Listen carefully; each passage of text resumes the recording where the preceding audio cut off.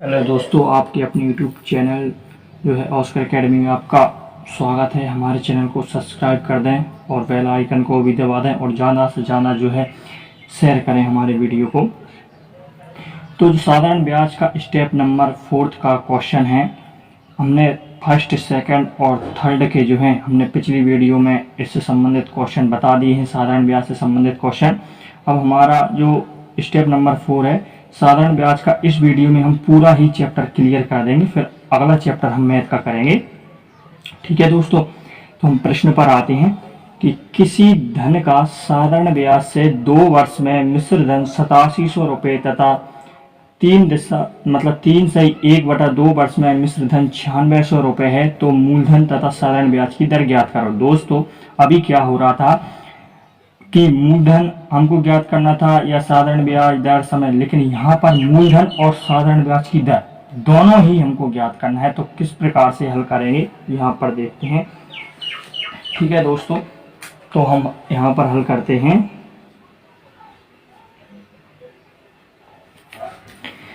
जब भी प्रश्न में हमने पहले ही बताया था कि जो दो मूलधन दिए जाए, 2 दर 2 समय, तो उनको आपस में घटा देते हैं। तो यहाँ पर 2 मिश्र धन है, इनको भी आपस में घटा देंगे कि एक तो यह 3 से 1/2 वर्ष यानी कि 3.5 वर्ष कर देते हैं। ठीक है दोस्तों, 3.5 वर्ष हमने डायरेक्ट इसलिए लिख दिया क्योंकि आप भी जैसे मान लीजिए ऐसे हल करते 3 से 1/2 यानी कि 3 दूनी 6 और 1 7 यानी कि 7 में 2 का भाग देंगे तो 3.5 वर्ष आ जाएगा। 3.5 वर्ष का जो मिश्र धन है दोस्तों वो है 600 रुपये। ठीक है, और 2 वर्ष का जो मिश्र धन है दोस्तों वो कितना है, 8700 रुपये है। ठीक है दोस्तों, और जिसके बाद हमको क्या करना है, इनको आपस में घटाना है। ठीक है दोस्तों, 0 0 16 में से 7 गए तो 9 बचे और 9 में से 8 गए तो 0 यानी कि कुछ नहीं बचा। और वर्ष भी घटा दीजिए, 3.5 में से 2 वर्ष गए तो कितने बचेंगे, 1.5 वर्ष बचेगा। 1.5 वर्ष का जो ब्याज है वो ब्याज निकलेगा दोस्तों, क्योंकि मिश्र धन आपस में घटाते हैं तो ब्याज निकलता है। तो 1.5 वर्ष का ब्याज 900 रुपये। लेकिन दोस्तों अपन को 1 वर्ष का निकालना है, तो देखिए क्या करेंगे, 900 ये 1/5 जो है नीचे आ जाएगा, दशमलव से पहले एक अंक लग रहा है तो 1 0 और बढ़ा देंगे। ठीक है दोस्तों, 5 तिया 5 दूनी और 3 एकम 3 तीतर के 9। अब बचेगा क्या, 300 × 2 बचेगा तो कितना हो जाएगा दोस्तों, 600 हो जाएगा। तो ये 1 वर्ष का है दोस्तों, 1 वर्ष का ब्याज है यानी कि साधारण ब्याज है। ठीक है, लेकिन हमको क्या करना है, या तो 2 वर्ष का ब्याज निकालिए या 3.5 वर्ष का निकालिए दोस्तों। तो हमको जिससे सरल पड़ेगा उससे निकालेंगे। तो हमको 2 वर्ष से सरल पड़ेगा तो हम 2 का गुणा कर देंगे तो क्या हो जाएगा, 1200 रुपये का ब्याज निकल जाएगा दोस्तों। ठीक है, 1200 रुपये का क्या निकल जाएगा, ब्याज निकल जाएगा 2 वर्ष का। अब हमको निकालना क्या है दोस्तों, आगे तो हमको मूलधन निकालना है। तो मूलधन कैसे निकालते हैं, हमारा वही सूत्र रहेगा जो हम पहले यूज करते आ रहे हैं दोस्तों। कौन सा है कि मिश्र धन बराबर मूलधन प्लस के ब्याज यानी कि साधारण ब्याज दोस्तों। ठीक है, ये हम यही करते आ रहे हैं अभी तक तो। ठीक है, तो मिश्र धन हमारा कितना है दोस्तों, जैसे हमारा जो मूलधन है वो कितना है, 1200, सॉरी ब्याज है वो 1200 है। ठीक है, मतलब मूलधन तो हमको निकालना है। और हमारा जो मिश्र धन है दोस्तों वो कितना है, 2 वर्ष का यानी कि 8700 रुपये। अब 8700 इसलिए ले रहे हैं क्योंकि हमने ब्याज के रूप में 2 का गुणा किया था, इसलिए हम मिश्र धन भी लेंगे 8700 रुपये। ठीक है, 8700 ये प्लस का 1200 है, इधर आकर माइनस का 1200 हो जाएगा और x यानी कि 8700 में 1200 घटा दीजिए तो 7500 आपका क्या हो जाएगा दोस्तों, मूलधन निकल जाएगा। ठीक है, ये तो आपका आ गया मूलधन। अब उसने क्या पूछा था कि साधारण ब्याज की दर ज्ञात कर। तो दर कैसे ज्ञात करना है, अपन को वही सूत्र लगाना है जो अपन पहले लगाते आ रहे हैं कि SI यानी कि साधारण ब्याज बराबर मूलधन गुणे दर गुणित समय दोस्तों, ठीक है, बटे में 100। ये हमारा सूत्र है दोस्तों, ठीक है। यहाँ पर हमारा जो मूलधन है वो कितना है दोस्तों, 7500। तो हम 7500 मूलधन रख देंगे। दर हमको ज्ञात करना है, ठीक है दोस्तों। और हमारा समय कितना है, 2 वर्ष, क्योंकि हमने 2 वर्ष का गुणा किया था इसलिए समय 2 रखेंगे, ठीक है दोस्तों। दर हमको ज्ञात करना है। साधारण ब्याज हमारा कितना है, 1200, क्योंकि हमने 2 का गुणा किया था इसलिए 1200 लेंगे। जितना कट रहा है उतना काट दीजिए, 2 से 2 जीरो कट जाएंगी, ठीक है दोस्तों। 2 एकम 2 और 2 छंके 12 होते हैं, ठीक है। 3 से कट रहा है, 3 दूनी और 3 से कट रहा है 25, 25 एकम 25, 25 छक्के, अब 4 का गुणा 2 में कर दे दी, यानी कि आपका जो समय है वो कितना आ जाएगा दोस्तों, सॉरी जो दर है वो कितनी आ जाएगी, दर ज्ञात करनी थी, 8% आपकी जो है दोस्तों दर आ जाएगी। तो अपना मूलधन कितना आ गया था दोस्तों, 7500, और साधारण ब्याज की दर उसने पूछी थी तो वो 8% आ गए। यहाँ तक सबको समझ में आ गया दोस्तों। ये हमारा पहला क्वेश्चन था। नेक्स्ट क्वेश्चन है दोस्तों हमारा, और वो ये है कि कोई धन साधारण ब्याज पर 3 वर्ष में 2400 रुपये, यानी कि ये जो है मिश्र धन है, 3 वर्ष में मिश्र धन 2400 तथा 5 वर्ष में मिश्र धन 3000 रुपये हो जाता है, तो मूलधन ज्ञात करो। इसमें सिर्फ मूलधन आपको ज्ञात करना है। तो हल हम किस प्रकार करेंगे, तो हमारा जो क्वेश्चन हुआ, देखो इसमें 2 मिश्र धन दिए हैं तो आपस में इनको घटा देंगे, बड़ी संख्या से छोटी संख्या से घटाते हैं। 5 वर्ष का जो मिश्र धन है दोस्तों वो 3000 है, और 3 वर्ष का जो मिश्र धन है दोस्तों वो है 2400 रुपये, ठीक है। आपस में घटा देंगे, यानी कि 2 वर्ष का मिश्र धन कितना बचेगा, 600 रुपये। अब करना क्या है कि 1 वर्ष का अपन को आगे निकालना है, तो 2 का भाग दे देंगे, 2 एकम 2, 2 3, यानी कि 1 वर्ष का जो आपका 1 वर्ष का ब्याज जो हुआ वो कितना हुआ, 300 रुपये। लेकिन अपन को या तो 3 का गुणा करना है या 5 का, इसलिए अपन 3 का गुणा करेंगे, सरल से सरल पढ़ सके। 3 का गुणा करेंगे तो 3 के 9, ये आपका 3 वर्ष का ब्याज आ जाएगा दोस्तों, ठीक है। ये ब्याज आ गया 3 वर्ष का, ठीक है दोस्तों। हमको मूलधन ज्ञात करना है, तो हम कैसे करेंगे भाई, सूत्र लगा देंगे। मिश्र धन को ए से दर्शाते हैं, मूलधन को पी से, और ब्याज को आई से दर्शाते हैं। तो आई का मान तो हमको पता है ब्याज, यानी कि 900। मिश्र धन हमको 3 वर्ष का पता ही है 2400, और मूलधन हमको ज्ञात करना है 2400। अब ये 900 है दोस्तों, बराबर के उधर है, इधर आएगा तो माइनस का हो जाएगा, यानी कि मूलधन 2400 में से 900 जाएंगे तो दोस्तों कितना बचेगा, मूलधन 1500 रुपये। यही आपका आंसर हो गया दोस्तों, 1500 रुपये आपका आंसर हो गया, यानी कि मूलधन आ गया आपका 1500। अगला क्वेश्चन है दोस्तों हमारा ये है कि साधारण ब्याज की कितनी प्रतिशत वार्षिक दर से कोई धन 10 वर्ष में 3 गुना हो जाता है। जब भी गुना से संबंधित साधारण ब्याज का क्वेश्चन आए और आपसे दर या समय पूछे तो आपको किस प्रकार हल करना है, तो इस प्रकार से हल करना है दोस्तों। हमारा सूत्र वही रहेगा जो हम पहले से लगाते आ रहे हैं कि मिश्र धन बराबर मूलधन प्लस ब्याज, यानी कि साधारण ब्याज दोस्तों, ठीक है। यहां तक समझ में आ गया। अब मिश्र धन क्या दे रखा है, मान लो ये गुना है, इसको अपन मिश्र धन मानेंगे, ठीक है दोस्तों। क्या मानेंगे, मिश्र धन मानेंगे दोस्तों, ठीक है। तो कितना है, 3 गुना, ठीक है दोस्तों।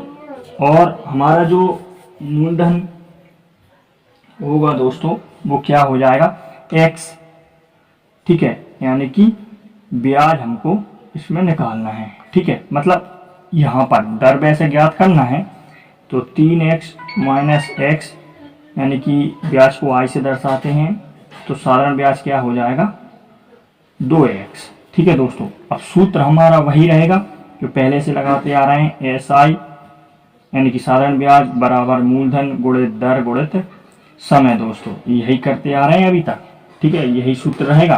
अब ब्याज हमारे पास कितना है 2x, ठीक है दोस्तों। मूलधन कितना है x है, दर हमको ज्ञात करनी है और समय कितना है 10 वर्ष, इसलिए हम 10 का गुणा करेंगे।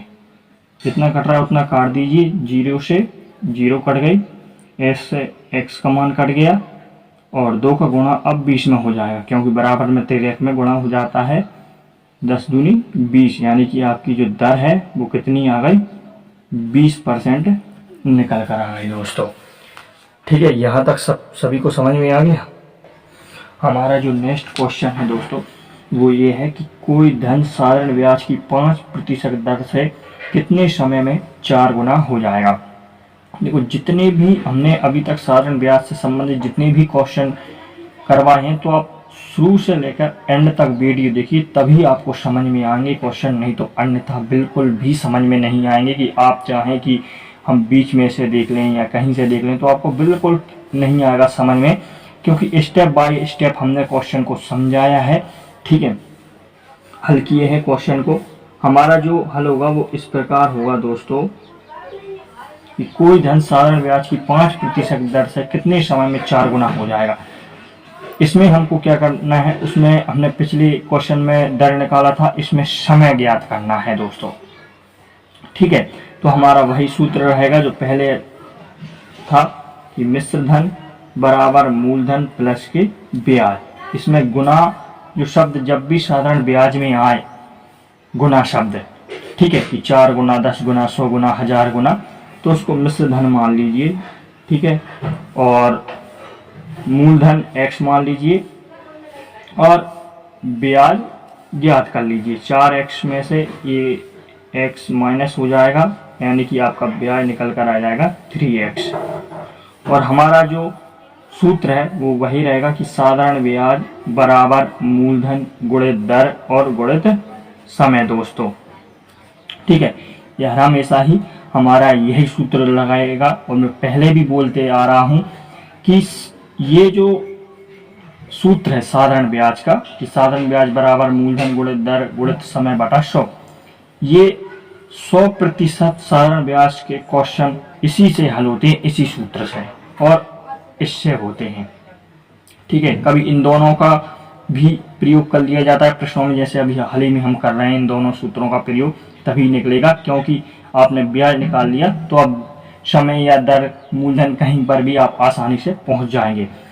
तो हमारा जो ब्याज है यानी कि साधारण ब्याज वो 3x निकल कर आया। मूलधन हमारा दोस्तों x है तो हमने x कर लिया। हमारी जो दर है वो 5% दे रखी है प्रश्न में। और समय कितना है दोस्तों, कितने समय में पूछा है, यानी कि समय हमको ज्ञात करना है दोस्तों, बटे में 100। जितना कट रहा है उतना काट दीजिए, 5 एकम 5 और 20 से 100, x से x कट गई, मतलब x की वैल्यू x से कट जाएगी। 20 का गुणा 3 में कर दीजिए दोस्तों, तो आपका समय जो है वो ज्ञात हो जाएगा, यानी कि 20 दिया 60। ये आपका समय ज्ञात हो गया दोस्तों। ठीक है, यानी कि कोई धन साधारण ब्याज की 5% दर से कितने समय में 4 गुना हो जाएगा, तो 60 वर्ष में 4 गुना हो जाएगा दोस्तों। ये क्वेश्चन का हल हो गया दोस्तों। हमारा जो अगला क्वेश्चन है साधारण ब्याज का वो ये है कि 3 वर्ष बाद 1092 रुपये बराबर वार्षिक किस्तों में चुकाना है। यदि साधारण ब्याज की वार्षिक दर 12% वार्षिक हो तो प्रत्येक किस्त का मान क्या होगा दोस्तों। यहाँ पर साधारण ब्याज की किस्त पूछिए। जब भी साधारण ब्याज से संबंधित किस्त की बात की जाए या इस प्रकार का कोई भी प्रश्न जाए, संख्या कोई भी हो, हल कैसे करना है दोस्तों, वो इस प्रकार करना है हमको हल कि पहली बात आप मान लो कि प्रत्येक किस्त का मान, प्रत्येक किस्त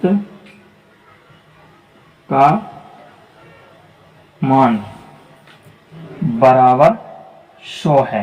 देखो x मानोगे आप तो क्या हो जाएगा दोस्तों, उसमें भाग देना मतलब ज्यादा हमको कैलकुलेट करना पड़ेगा, इसलिए हमने डायरेक्ट प्रत्येक किस्त का मान कितना मान लिया 100।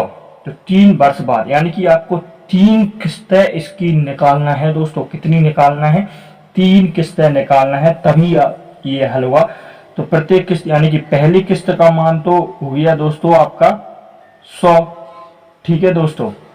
अब दूसरी किस्त कैसे निकालना है वो समझिए। वो इस प्रकार से निकालना है कि आपका जो ब्याज रहेगा वो 100 प्लस में 100 गुणित आपकी जो दर है वो 12% है, यानी कि आपका जो मूलधन है वो भी कितना रहेगा दोस्तों 100, और साधारण ब्याज भी कितना रहेगा 100, क्योंकि इसमें दर नहीं रखा है, हमने माना है दोस्तों, इसलिए हम 100 रख रहे हैं, प्लस में जोड़ के रख रहे हैं।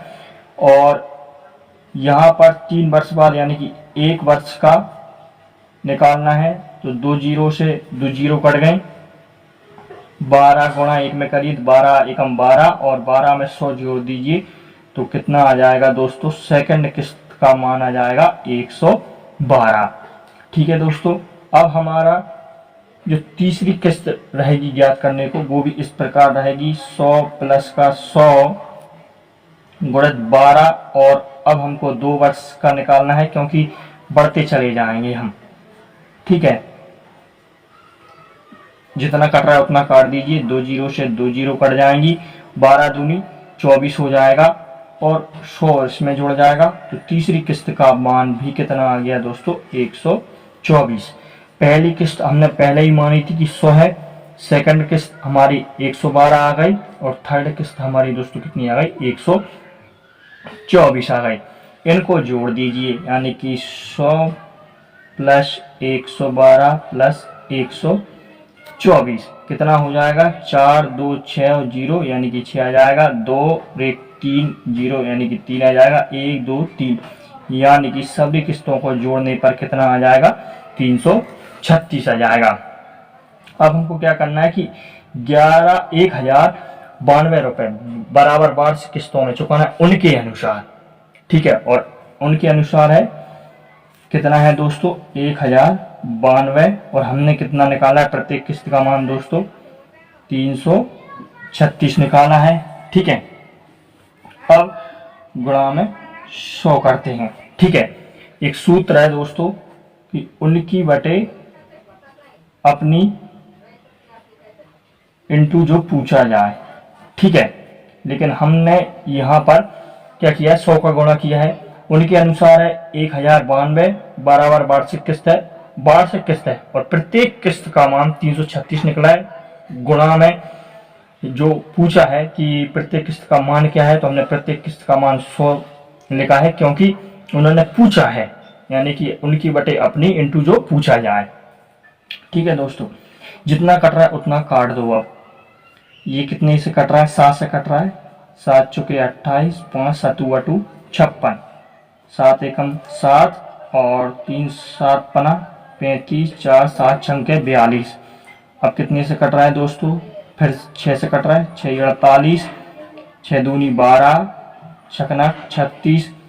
ये कितने से कट रहा है दोस्तों? 4 से, 4 दूनी 8 और 4 25, और ये 2 एकम 2 और 2 13 दूनी 26।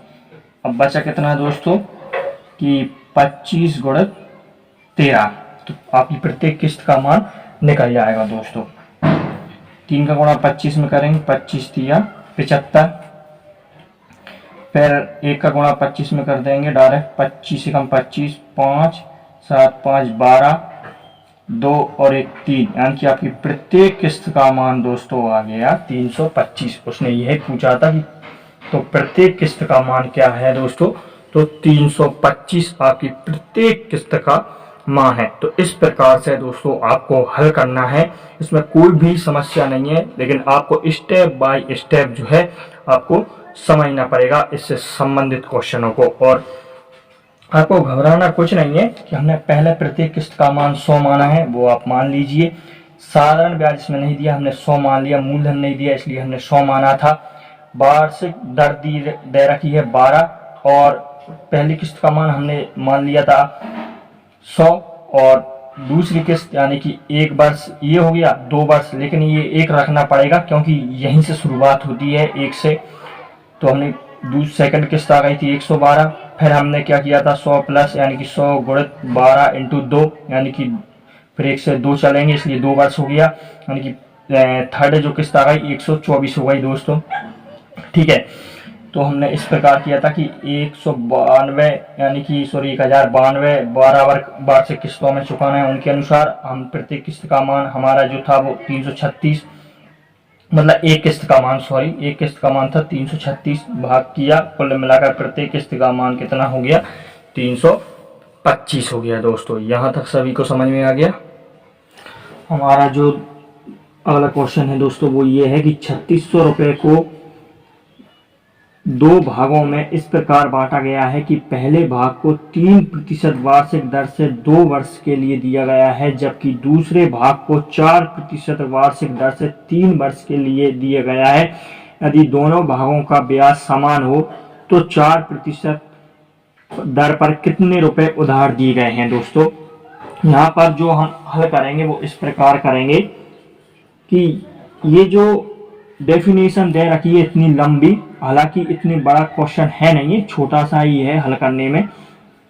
तो यहाँ पर ये मेन पॉइंट पकड़ेगी 3600 रुपये को, यानी कि यहाँ पर लिख लिए हमने 3600 रुपये को इस प्रकार बांटा गई। पहले वाले भाग को 3%, पहले वाला भाग और दूसरा वाला भाग हम कर लेंगे, यानी कि पहले वाले भाग को 3%, ठीक है 3%, और सेकंड वाला जो भाग है वो 4% है दोस्तों। यहाँ पर आपने देखा है, और ये है पहला और ये है दूसरा वाला भाग, ठीक है। और उसने पूछा क्या है कि दोनों भागों को का ब्याज समान हो तो 4% दर पर, यानी कि इसका पूछा है तो उसको अपन x मान लेंगे और इसको इसमें से घटा देंगे, x में से 3600 माइनस x। हमने क्यों घटाया है वो इसलिए घटाया है दोस्तों कि 3600 माइनस x बराबर x इधर आ जाएगा बराबर में, तो 3600 बराबर x प्लस x यानी कि 2x ये कट जाएगा दोस्तों, ठीक है। इसलिए हमने x माइनस करते हैं, ठीक है। अब उस अपन स्टेप जमा लेंगे कि 3600 माइनस x, और हमारा जो फर्स्ट स्टेप की जो दर है वो 3% है, और वर्ष कितना है दोस्तों 2 वर्ष, ये 2 वर्ष, इसलिए हम 2 का गुणा कर देंगे, बटे में 100 लिख लेंगे, ठीक है। और दूसरी स्टेप जो है हमारी वो x माना है हमने मूलधन को, ठीक है, और दर जो है वो कितनी है 4% है, और इसका जो समय दिया गया है दोस्तों वो है 3 वर्ष, तो हम 3 वर्ष कर लेंगे, ठीक है। और इसका इसमें जो चिन्ह लगाएंगे वो बीचों बीच वो बराबर का लगाएंगे, क्योंकि उन्होंने बोला है ना प्रश्न में कि यदि दोनों भागों का ब्याज समान हो, समान का मतलब होता है दोस्तों बराबर, इसलिए हमने बराबर का चिन्ह लगाया है यहाँ पर, ठीक है। जितना कट रहा है उतना काट दीजिए, यानी कि 2 जीरो से 2 जीरो कट जाएंगी, 3 से 3 कट जाएगा, 2 एकम 2 और 2 दूनी 4 हो जाएगा। 3600 माइनस x इधर बचा अकेला, और मात्र इधर 2x के 2 में कर देंगे तो 2x निकल कर आ गया, ठीक है। ये 3600 ऐसा का ऐसा रहेगा, ये 2x ऐसा का ऐसा, ये माइनस का जो x है दोस्तों वो इधर आकर क्या हो जाएगा, बराबर के बाद चिन्ह बदल जाता है, प्लस का है तो वो माइनस का हो जाता है, माइनस का है तो दोस्तों प्लस का हो जाता है। तो इसलिए माइनस का था इसलिए हमने बराबर के बाद इसका चिन्ह बदल दिया है, तो ये प्लस का x हो गया दोस्तों। 3600 बराबर 3x है, क्योंकि 2x और x जोड़ देंगे तो कितना हो जाएगा 3x है। अब बराबर में हमने पहले ही बोला था कि आमने सामने की संख्या कट जाती है, इसलिए 3 एकम 3, 3 एकम 3, 3 दूनी 6, यानी कि आपका जो 4% पर आपने जो रुपए दिए थे वो कितने दिए थे, वो ये दिए थे 1200 रुपये। हमारा आंसर हो गया, क्योंकि उसने पूछा था कि 4% दर पर कितने रुपए उधार दिए, तो कितने रुपए उधार दिए थे 1200 रुपये उधार दिए थे, ठीक है दोस्तों। यदि उसने 3% का पूछा होता कि 3% पर उसने कितने धन उधार दिया है, तो हम क्या करते कि 3600 में से -1200 कर देते तो हमारा आंसर कितना हो जाता दोस्तों, 2400। यानी कि 3% पर उसने जो धन दिया था उधार दोस्तों, वो 2400 दिया था। लेकिन हमसे पूछा क्या है, उसने सिर्फ ये पूछा है कि 4% दर पर उसने कितने धन उधार दिया, इसलिए हमारा जो आंसर होगा वो 1200 रुपए ही होगा। यहाँ तक सभी को समझ में आ गया दोस्तों।